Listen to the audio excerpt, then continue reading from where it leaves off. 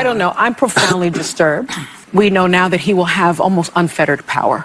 I worry about my children's future, especially my daughter, who now has less rights than I have. Again, I'm profoundly disturbed that the 14th Amendment of the Constitution did not prevent someone who participated in an insurrection from becoming president of the United States. I think that going forward, the convicted felon box on employment applications better be taken off. And I think our healthcare system is now at risk. I think no fluoride for anyone. Yeah. Hot Take Express. This is Hot Take Express with Kent Chamberlain. I'm your host, Kent Chamberlain. This is episode number 25, the next Trump administration. So there's been an election, and the thing I wanted to happen happened. Trump won, and he's been appointing his new administrations so far, and it's also caused people like myself to rethink our approach in the way everything unfolded. But first, let's talk about the picks of the incoming administration. First off, the good picks. Tulsi Gabbard is the Director of National Intelligence. She's going to be running the deep state. That's great. I can't express just how great that is. Words fail me, because basically this is one of the best people in American politics, and now she's going to be in charge of all of the worst people in American politics, and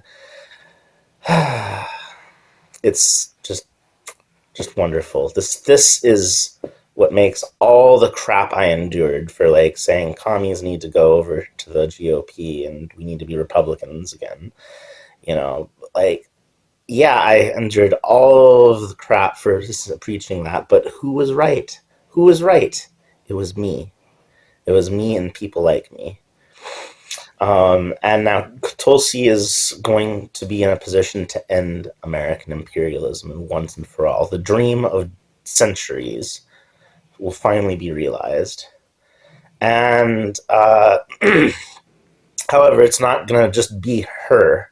It's going to be other people, people like John Ratcliffe. Fortunately, this is a different person than someone else I know with a similar name who is a self-described homo nationalist. No, this John Ratcliffe is cool, all right? This John Ratcliffe, he's going to be the new CIA director, and he used to be the Director of National Intelligence, from whence he tried to implement a genuinely MAGA agenda. So I have high hopes for him. And here's the trick to understanding most of where I'm coming from with these picks, is that sometimes people will have done dumb things, bad things even, wicked things perhaps, under previous neocon Republicans, and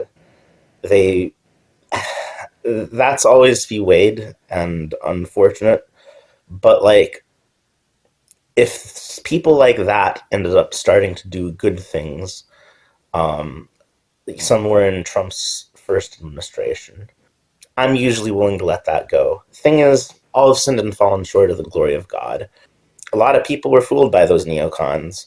For 6 months at the beginning of the Iraq War, I was fooled by the neocons until I became a libertarian at the time.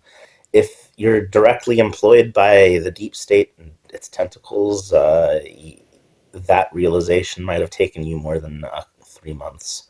So what's important is that they're willing to do the right thing now. I mean, Smedley Butler, right? He was a self-described hitman for imperialism, and he helped destroy a literally fascist plot to overthrow the United States government. Yeah, he'd done all these bad things, but that meant he was in a position to stop those bad things, to protest those bad things. And we should be very glad that he was once upon a time doing those bad things, so he could have been in a place to stop the business plot. But that's kind of how I'm viewing a lot of these middling selections, some of them more than others. Probably the one that I'm the most confident about is Susan Wiles is Trump's chief of staff. She is connected to the neocons, but like anyone who worked in Washington before 2016 that wasn't a Democrat was tied to the neocons, like by definition.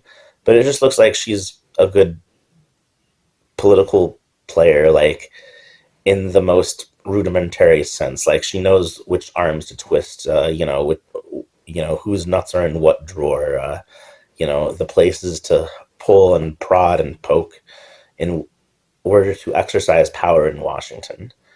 That she used these talents on behalf of neocons in the past is irrelevant so long as she does use them on behalf of Trump and MAGA now. And there's every indication that she's going to do that because she's ran Trump's campaign and it worked like a charm.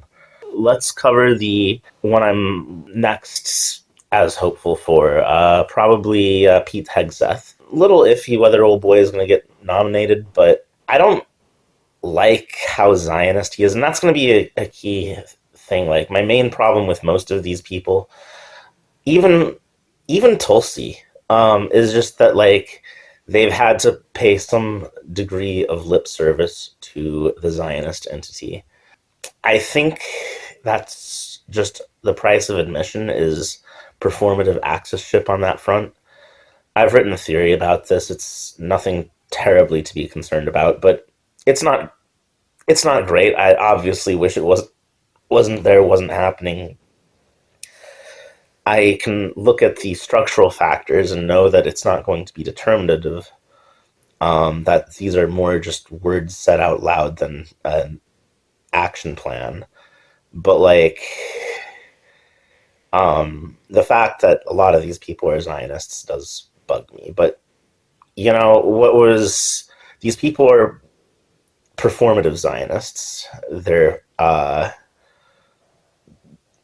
however, they are replacing a regime that actively funded and aided and abetted a genocide. So I'm willing to give them the benefit of the doubt, no matter how much they say they love Israel.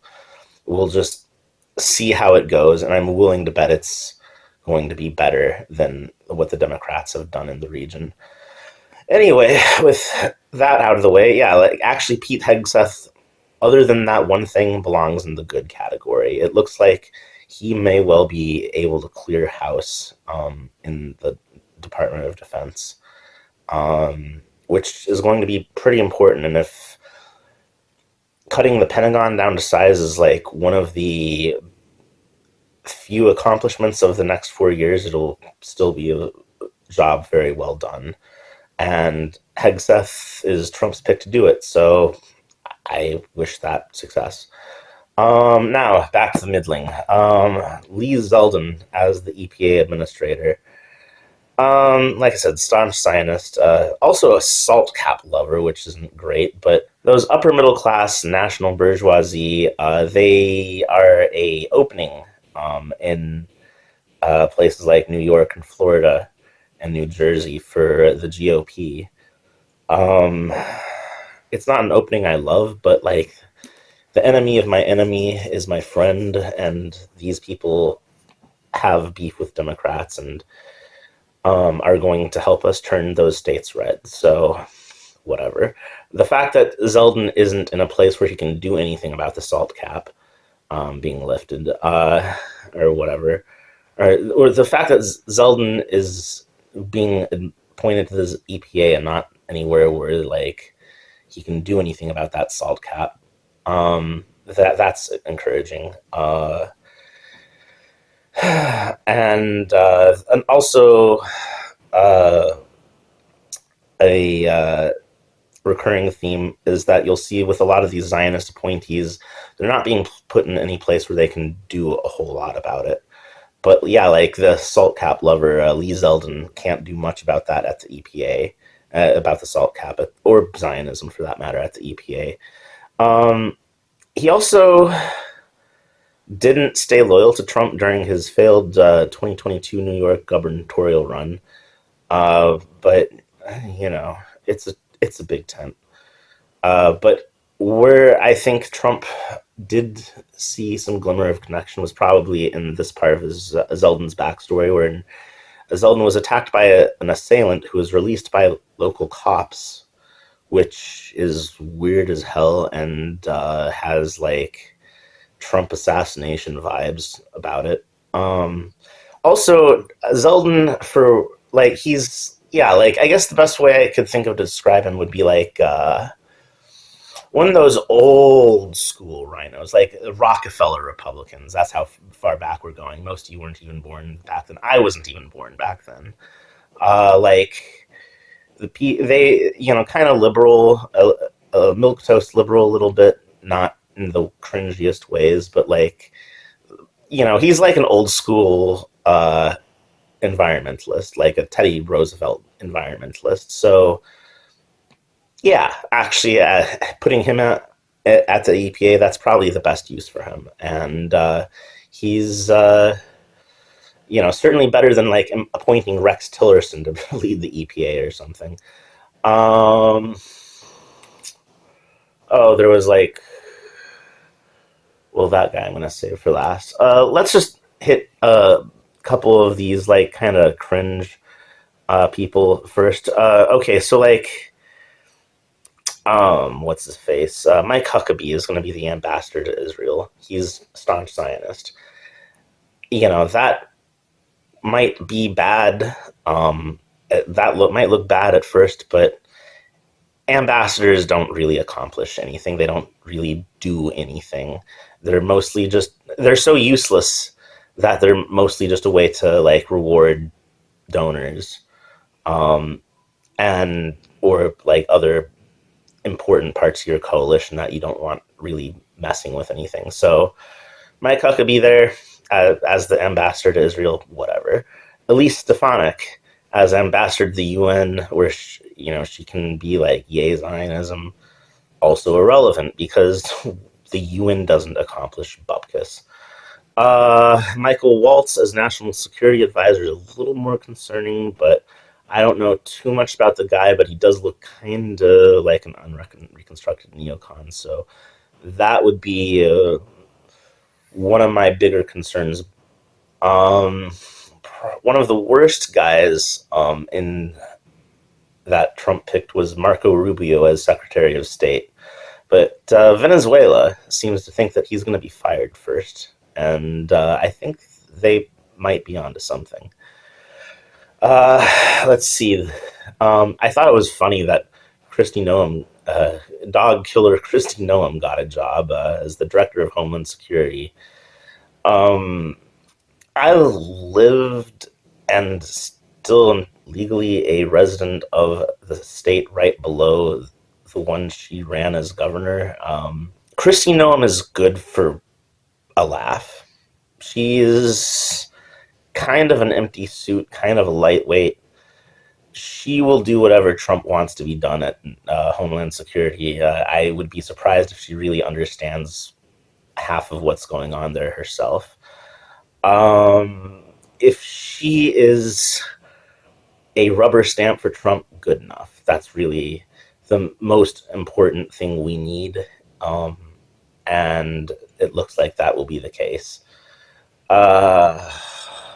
Sucks about Matt Gaetz. I was really looking forward to him being Attorney General, and Pam Bondi will be fine, but she doesn't have the anti-imperialist fire that Matt Gaetz does.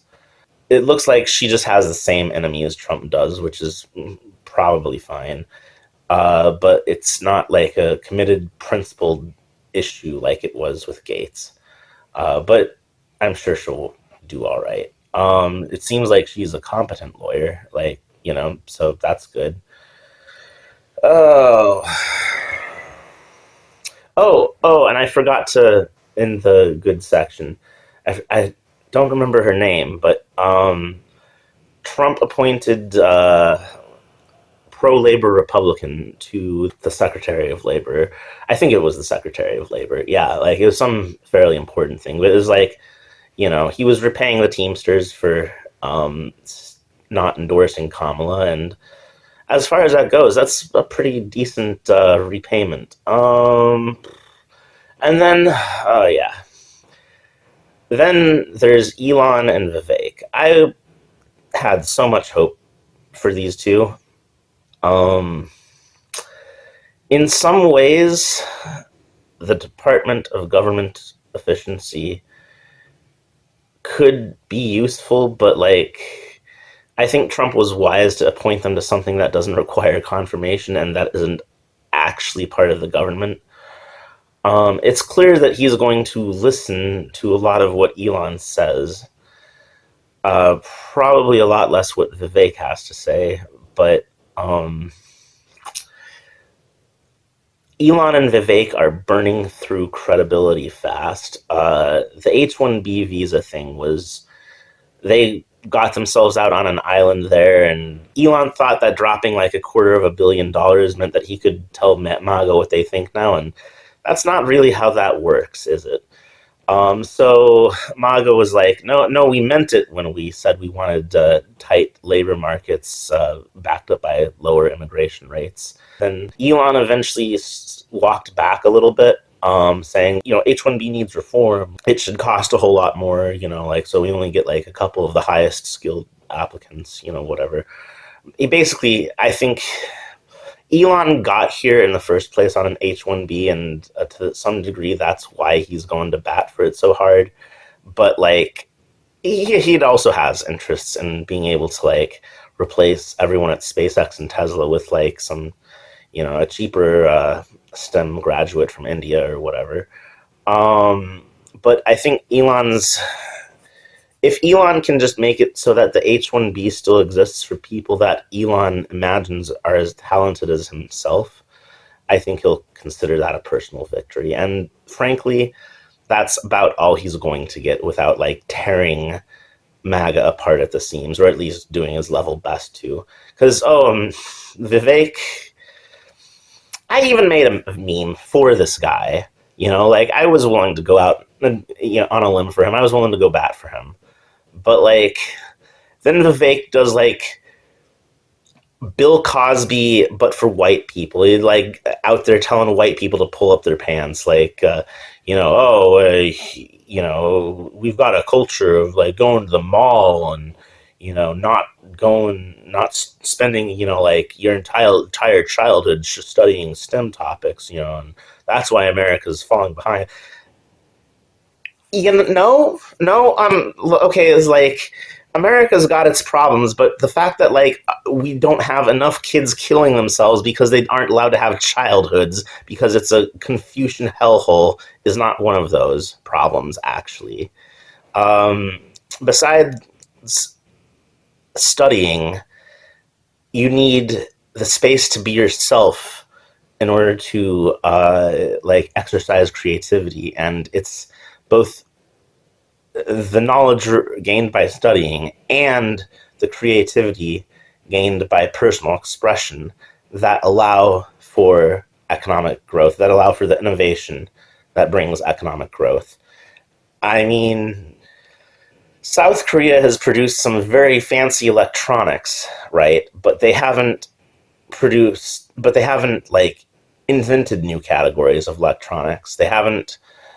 They've just iterated on what already was. It took America to invent the transistor, and then Japan to like make it the best thing ever.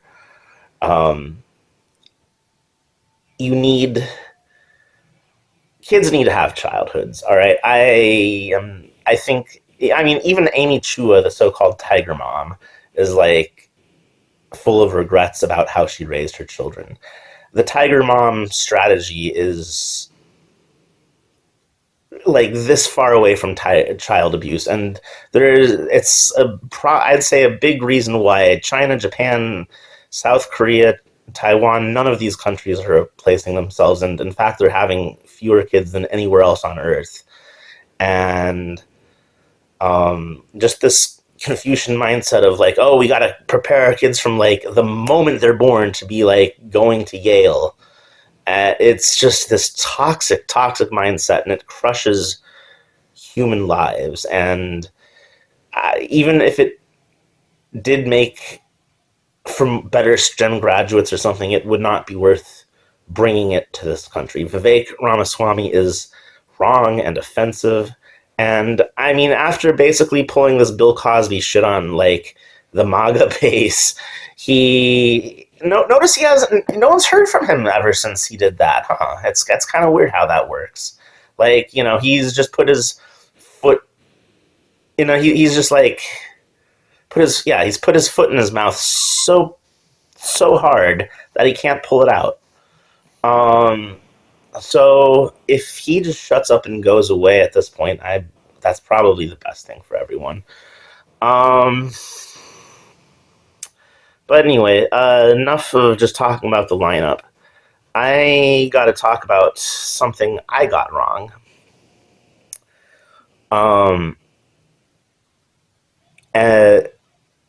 You could say that this is probably the first crisis in Marxist-Leninist cosmology that there is.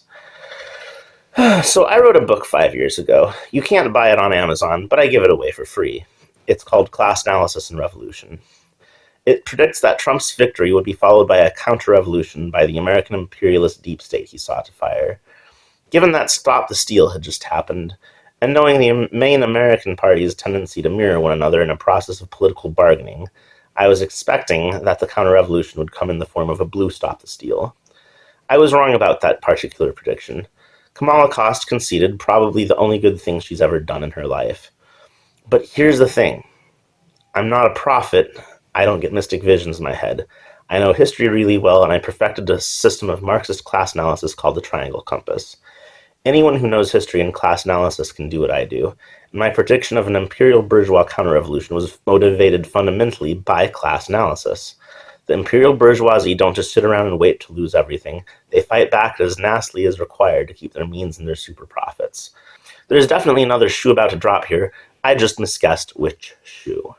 So then, if you're the imperial bourgeoisie, how do you get your way in these material conditions? Counter-revolution is merely one path, the most drastic path. But are there easier ways to do it that they might try first? Perhaps it might be like last time, and the imperial bourgeoisie and their neocon guys might just try their best to staff his administration and turn MAGA into meaningless sloganeering. But then Trump hired Tulsi and Hegseth, and I'm pretty sure that little Marco and the smoldering ruins of state won't be able to stop them. So the imperial bourgeoisie lost on the staffing front, assuming all these people get appointed as planned. So then what about jamming up Trump's next term with some kind of manufactured crisis? Make it so that he doesn't have the bandwidth to do anything. This is what Russiagate and the Steele dossier were mainly about, after all. But Trump won a resounding victory, too big to be plausibly chalked up to foreign interference. Russiagate 2.0 isn't a possibility here. Okay, so it's not all bad news for Marxism and Lincolnism, though. The theory might have broken down on this one point, but we know how the imperial bourgeoisie act, and the basic thrust of the theory is still sound. The imperial bourgeoisie are going to try to stop Trump some way, somehow. The way I thought they would isn't the way it looks like they're going to try. But another factor that I didn't even think of when I first wrote that part of the script was maybe they're just weak. Like, the Department of State was hollowed out into Trump's first administration. Even Rubio presiding over that, he's presiding over smoldering ashes. Ukraine's in arms. There's conflicts in, Ukraine, Yemen, Palestine, the tensions in the Taiwan Strait are heating up. There are a lot of flashpoints, and American imperialism cannot possibly defend them all at once. It has never been weaker than it is right now. They might just not have the capacity to launch a coup right now, frankly. And that's a possibility I didn't initially think about, but it could be true. But besides that, are the organizational efforts of Marxist-Leninists, and it's led to greater influence in communist circles for us. We've in turn influenced the ACP's position on working with Trump, and we've influenced the CPI's position on working with Trump. I personally have several members of the PDVSA on my Facebook, and puedo hablar español. When they post in Spanish, I understand it. I don't even have to click the little translate button. So, all this is to say is that Venezuela has been quite influenced by our theories, and theories of people that we influence. And so, besides like taking the Rubio appointment in stride, they are hoping and planning to work with Trump. They want to sell us oil denominated in dollars, not in BRICS currency, and they're willing to take back all the illegal immigrants from Venezuela that made it here.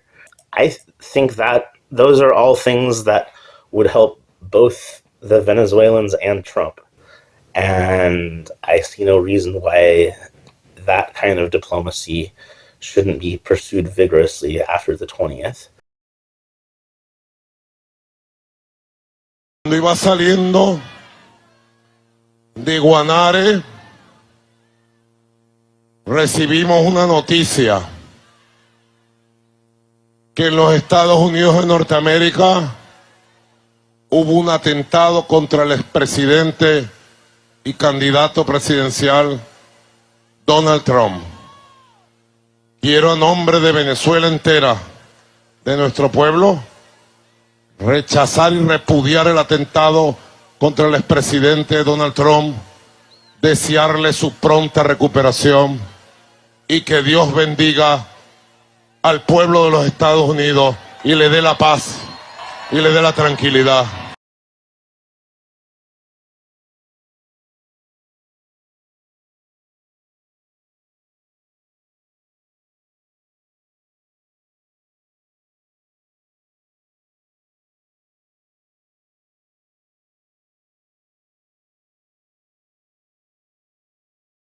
So the Venezuelan decided to double down. Yesterday, he was at the International Anti-Fascist World Festival. It is being held in his own country, with delegates from 125 countries, some 2,000 people in all. Maduro took to the stage and played to the crowd. This is what he said: "The freedom of Puerto Rico is pending, and we will achieve it with the forces of Brazil." That's a personal win. I am very, very happy that the ideas I've been cooking up and working out have been developed more broadly and adopted more broadly, and in many cases by actual nation states. But zooming out for a little bit, part of this world of conflict that we're seeing right now is that not even like they don't have to be shooting wars for it to be conflicts raging. Like Sri Lanka was on the edge of starvation because of Sarosian degrowth policies that were implemented, and so what happened? Now they've got a communist government. I don't know too much about them, but just on that news alone, cool. There appears to have been a color revolution in Bangladesh, as someone the neoliberals always touted as a hero, a guy named Muhammad Yunus, has taken over as the prime minister, I believe. Now, he's a banker, but because he specializes in microfinance, the West treats him like Gandhi, who is another person more popular in the West than in the subcontinent himself. And for what it's worth, this color revolution has been accompanied by attacks on Hindus in Bengal, which have been called genocide by political figures in the region. The Bangladeshi thing is bad news. It does look like a color revolution. It does look like American imperialism is behind it, just like American imperialism was behind the ouster of Imran Khan in Pakistan. Deep State was also behind the fall of Bashar al-Assad in Syria. No, I didn't forget that. He's been toppled and fled to Russia. His replacement is a literal offshoot of Al-Qaeda. But it's okay, you guys, because these jihadists believe in diversity. All of these sorts of groups are the playthings of the American imperialist deep state. So this represents a Western victory against anti-imperialism. If you want to see like an epic rant about about the fall of Syria, go check out the mother of all talk shows. George Galloway gave some pretty insightful thoughts about the fall of Syria and what it means. I'm going to delve into this in more detail in a future video, I think. I need to talk about the Iranian geopolitical position in greater depth at some point, and I'm not sure exactly how, because I've got like a whole bunch of things, a whole bunch of future topics in my mind that need to get brought up, but I'm going to save that for a future video. Now, just a little bit of housekeeping. I was considering just not releasing so many videos. I still might. The most impact I appear to have ever had on world politics, or any politics of any kind, was when I wrote the book Class Analysis and Revolution. I should probably get my next book written. And these videos, they're wonderful, but they take a lot of time to produce. And until recently, I hadn't been getting the views I'd been hoping for. Now, I know they mess with my views. They mess with the view counts of any anti-imperialist, or anyone even close to anti-imperialism. Like, I've seen my views go down in real time, which should be impossible if they weren't, unless they were messing with it, which, so I know they are messing with it. But even so, the views I got for Do It Again, Uncle Billy were just through the roof. And then the views for the apolitical one right after 12 Majestic Lies, those don't usually do so well, but that did pretty good. So I am going to keep trying this out as a medium of communication and see if I have any more success with it.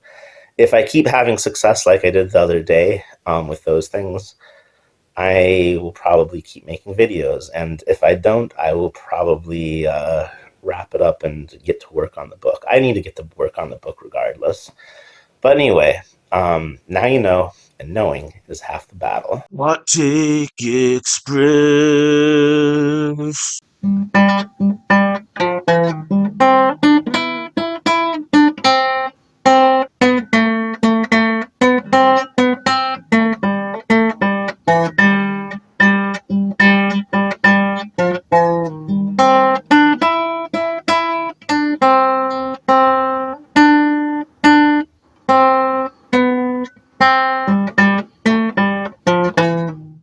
Next time on Hot Take Express. Do you know who created the neocon movement that basically runs the Obama administration today and the Republican leadership? On record, look it up. Trotsky, Leon Trotsky, the #2 guy in the Soviet Union under Lenin. Stalin didn't like him. Trotsky fled with hundreds of his operatives to Mexico, where he was killed with a ice axe. He used to chop up blocks of ice paid by Stalin.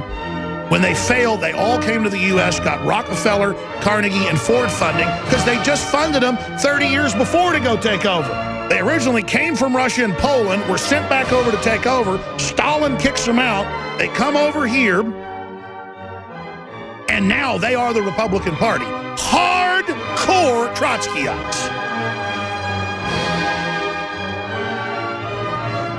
Hardcore.